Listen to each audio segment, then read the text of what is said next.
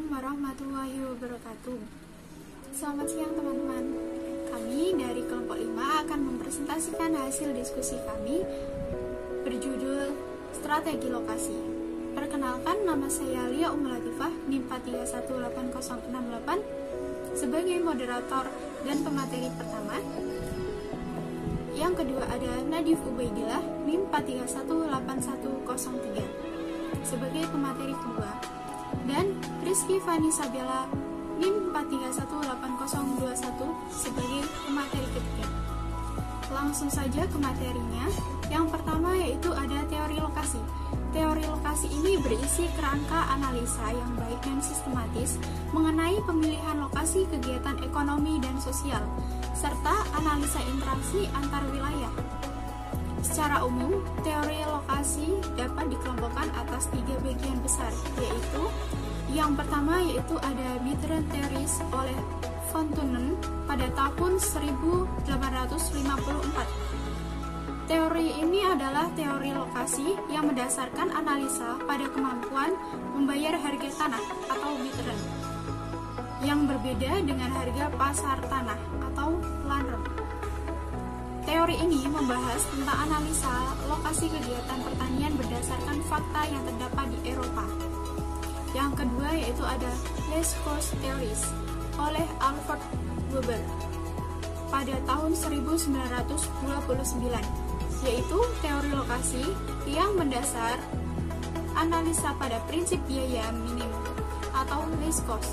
Teori ini mengambil dasar kasus pemilihan lokasi pendirian pabrik besi baja untuk memenuhi permintaan industri kereta api. Yang terakhir yaitu ada Marek Area Theories oleh August Ross pada tahun 1954. Teori ini yang mendasarkan analisa pada prinsip luas pasar atau market area terbesar yang dapat dikuasai oleh perusahaan, mulai dari lokasi pabrik sampai lokasi konsumen. Teori ini berdasar pada analisa lokasi perusahaan berdasarkan konsentrasi permintaan dan persaingan antar wilayah atau biasa disebut dengan spatial competition. Seiring berjalannya waktu, teori-teori lokasi di atas mulai berkembang. Aspek tata ruang dan lokasi kegiatan ekonomi dapat dimasukkan ke dalam analisa ekonomi secara lebih konkret. Banyak sekali ahli yang pada tahun 50-an ini melakukan kombinasi antara teori lokasi dengan teori ekonomi, baik mikro maupun makro. Selanjutnya akan dilanjutkan oleh Nadif Ubaidillah. Saya akan menjelaskan sedikit tentang faktor-faktor pengaruh dalam pemilihan lokasi. Terdapat beberapa faktor yang mempengaruhi pemilihan lokasi perusahaan. Di antaranya yaitu ada produktivitas tenaga kerja. Rumus dari produktivitas tenaga kerja yaitu ada biaya tenaga kerja per hari dibagi produksi jumlah unit per hari sama dengan biaya tenaga per unit. Seperti contoh, manakah yang akan menghabiskan lebih sedikit biaya tenaga kerja antara membayar $70 per hari dengan 60 unit yang diproduksi per hari di Carolina Selatan, atau membayar $25 per hari dengan produksi 20 unit per hari di Meksiko. Perhitungannya yaitu ada Carolina Selatan $70 dibagi 60 unit sama dengan 1,17 per unit. Sedangkan Meksiko $25 dibagi 20 unit sama dengan 1,25 per unit.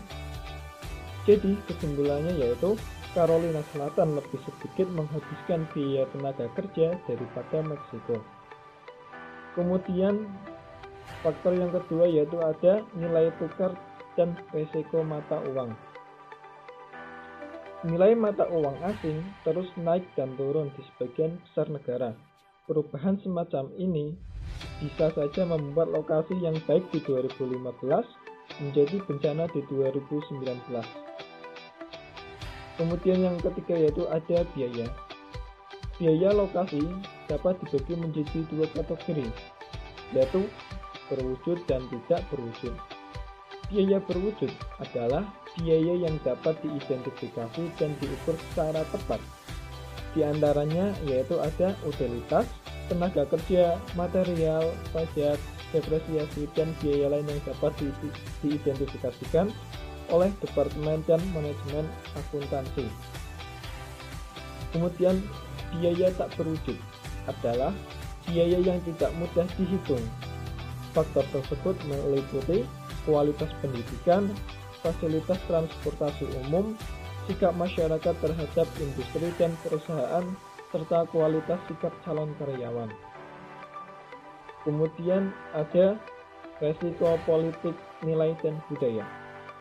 Resiko politik yang terkait dengan sikap pemerintah nasional, negara bagian, dan lokal terhadap kekayaan pribadi dan intelektual, zonasi, polusi, dan stabilitas pekerjaan mungkin berubah-ubah.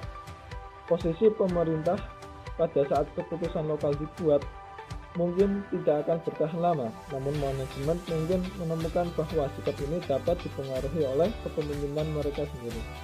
Nilai pekerja mungkin berbeda dari satu negara ke negara, wilayah ke wilayah, dan kota kecil ke kota besar.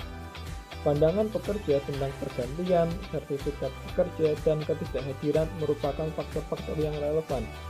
Di samping itu, nilai-nilai ini dapat memengaruhi keputusan perusahaan, apakah akan membuat penawaran kepada pekerja saat ini jika perusahaan pindah ke lokasi baru. Kemudian, ada faktor kedekatan dengan pasar.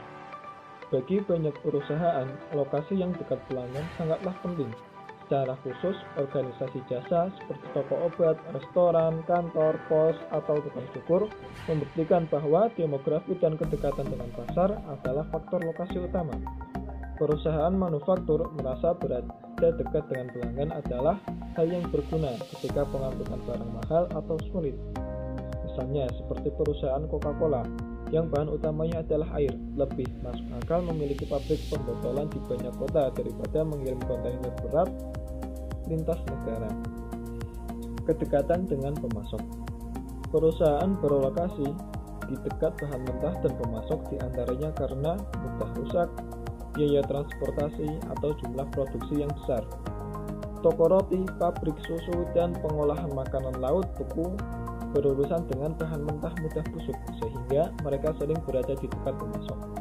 Perusahaan yang bergantung pada input bahan baku berat atau besar, seperti produsen baja yang menggunakan batu bara dan biji besi, menghadapi biaya transportasi yang mahal, sehingga biaya transportasi menjadi faktor utama.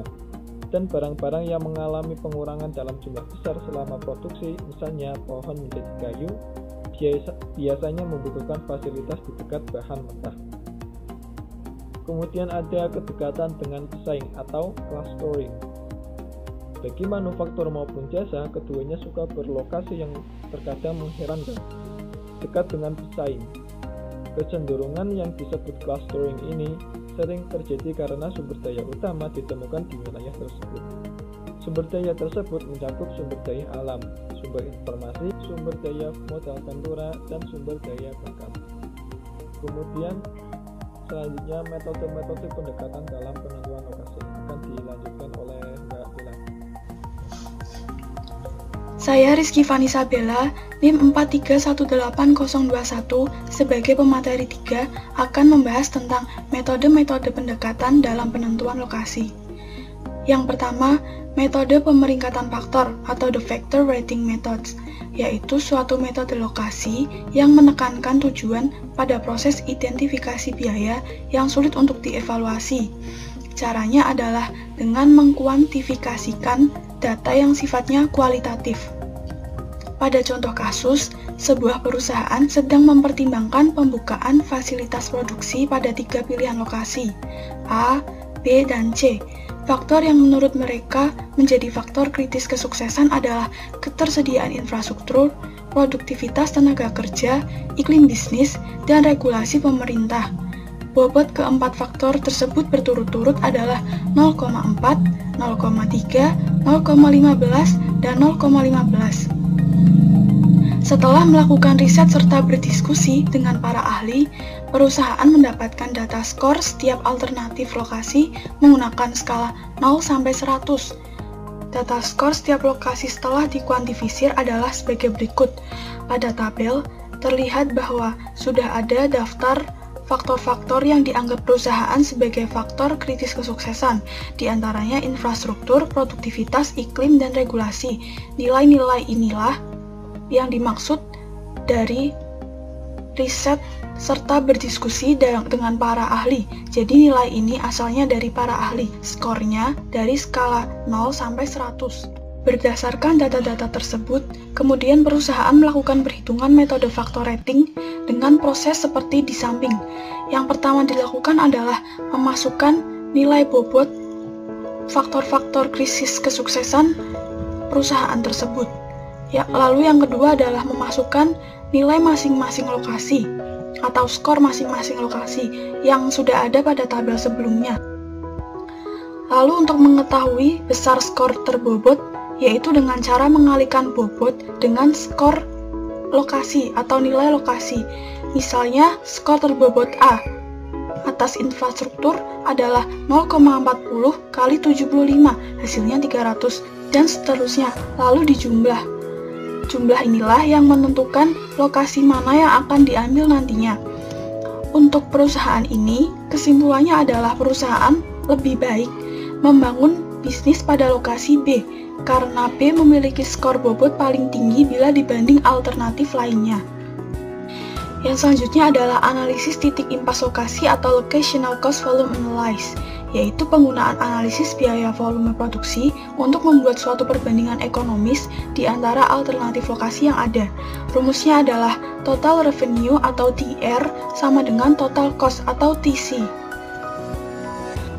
Pada contoh kasus, suatu perusahaan menghasilkan suatu barang yang mempunyai persamaan TC sama dengan 20.000 plus 100x dan TR sama dengan 200x.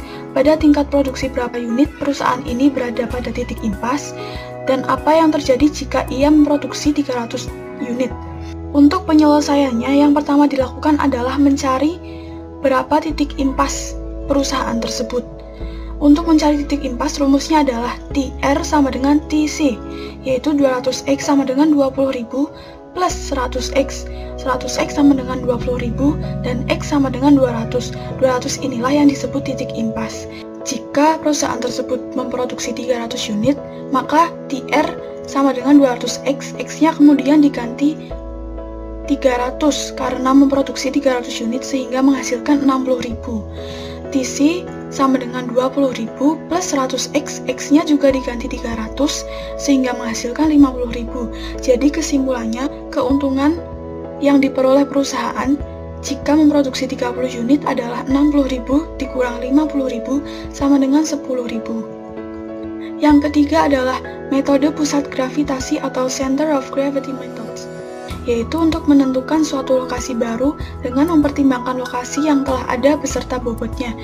Secara singkatnya, ini adalah cara menentukan lokasi perusahaan menggunakan titik gravitasi. Rumusnya adalah X sama dengan sigma X kali Q per sigma Q. Y sama dengan sigma Y kali Q per sigma Q. Atau lebih jelasnya adalah X sama dengan jumlah koordinat dikali jumlah barang per total barang.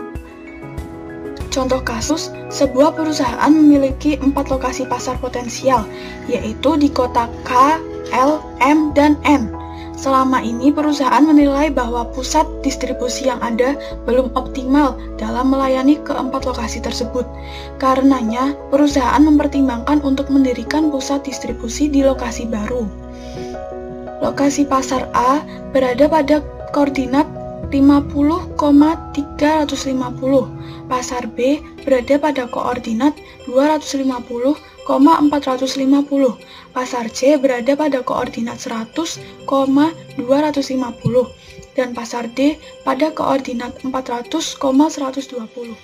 Adapun permintaan dalam unit keempat pasar potensial tersebut berturut-turut adalah 2.500, 950, 1.800, dan 2.150.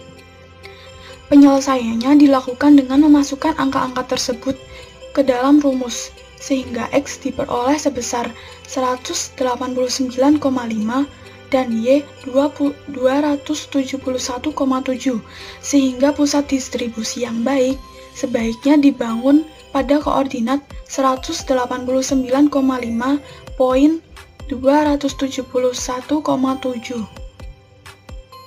Yang keempat adalah model transportasi atau transportation model, yaitu model dalam riset operasi yang digunakan dalam memilih lokasi suatu perusahaan. Metode ini mencari nilai optimal yang diperoleh dengan memperhitungkan pemenuhan permintaan dan penawaran dengan biaya transportasi terendah. Baik, itu saja yang dapat kami sampaikan. Kesimpulan dari materi ini adalah teori lokasi berisi kerangka analisa yang baik dan sistematis mengenai pemilihan lokasi kegiatan ekonomi dan sosial, serta analisa interaksi antar wilayah. Yang kedua yaitu ada faktor-faktor pengaruh dalam pemilihan lokasi, diantaranya yang pertama itu produktivitas tenaga kerja, nilai tukar dan resiko mata uang, biaya, resiko politik, nilai budaya, kedekatan dengan pasar, kedekatan dengan pesaing, dan kedekatan dengan pesaing atau clustering. Dan yang terakhir terdapat 4 metode pendekatan dalam penentuan lokasi. Di antaranya ada metode pemeringkat faktor atau the factor ranking method, analisis titik impas lokasi, metode pusat gravitasi, dan model transportasi. Sekian dari kami. Apabila ada pertanyaan, silahkan. Kurang lebihnya mohon maaf. Wassalamualaikum warahmatullahi wabarakatuh.